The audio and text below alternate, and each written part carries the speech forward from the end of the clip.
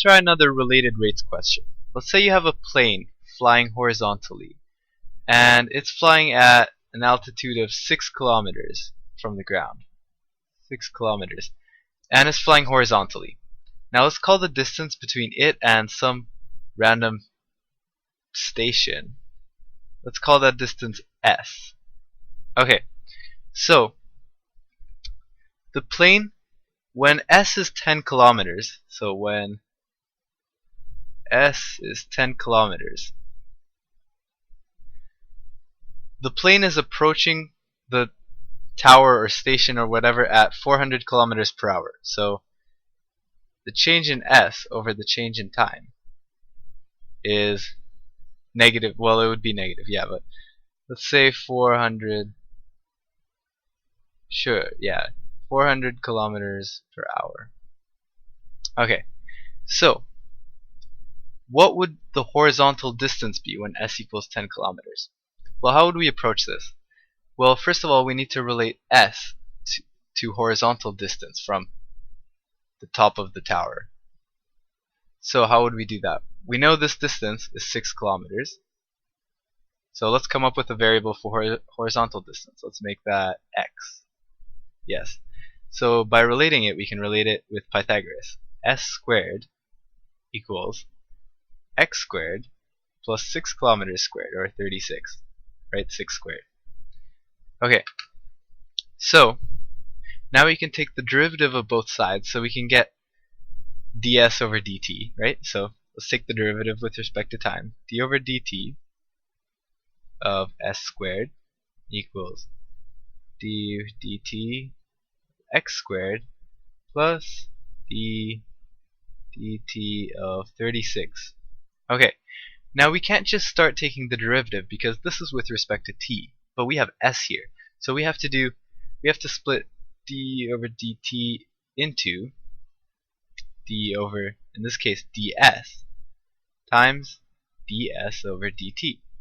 You can see how d over ds times ds over dt is the same as d over dt because the ds's would potentially cancel, right? So we can split it like that. D over ds of s squared times ds over dt equals, and we can do the same for x, so I'll just skip a step. It's just implicit differentiation. Dx of x squared times dx over dt. And the derivative of a constant is 0.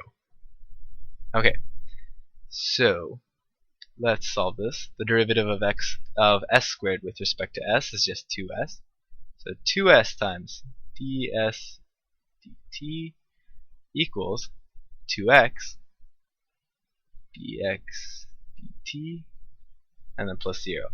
So what are we trying to solve for? We want the horizontal velocity when s equals 10, right? So horizontal velocity would be this term here. So let's isolate that.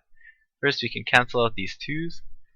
So we get s multiplied by ds over dt over x equals dx over dt, which we are trying to solve for, right? So now we can just go ahead and plug in our values. Remember, s equals 10 kilometers. ds over dt is, well, that's just how fast you're approaching the tower when s equals to 10, and that was given 400 kilometers per hour, right? So 400 kilometers per hour. Now what is x? So we know that this distance would be 10. So what would x be? Well, we actually need to go ahead and solve for x, right? We know that from our equation here, s squared equals, s squared equals x squared plus 36. So we need to solve for x, right? X equals, and then just subtract 36 on both sides and square root. You get s squared minus 36, square root of that, right? So when s is 10, x would be equal to square root of 10 squared, which is 100, minus 36. That's the square root of 64, which is just 8 kilometers, right?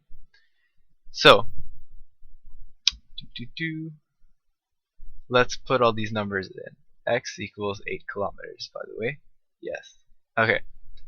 So s is 10, ds over dt is 400, and x is 8. So 10 times 400 over 8 is your horizontal velocity, dx over dt.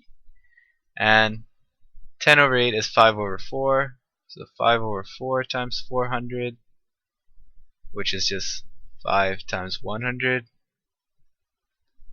or just 500. And since this is speed, velocity kilometers per hour. And that's your answer. Alright, thanks for watching.